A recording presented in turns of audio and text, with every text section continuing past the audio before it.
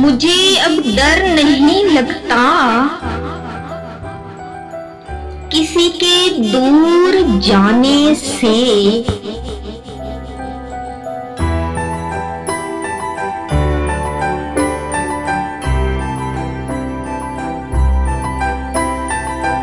ताल्लुक टूट जाने से।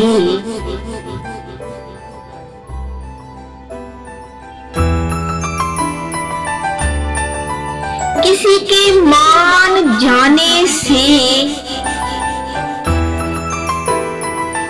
किसी के रूठ जाने से।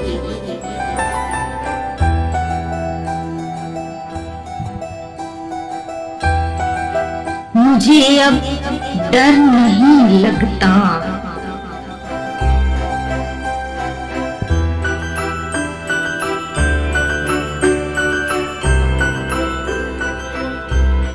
किसी को आजमाने से।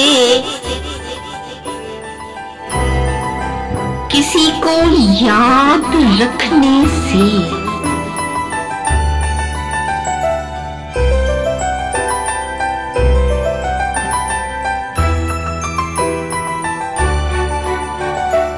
किसी को भूल जाने से।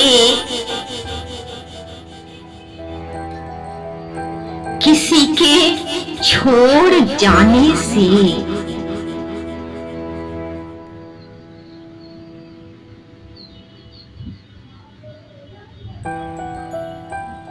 मुझे अब डर नहीं लगता किसी के दूर जाने से।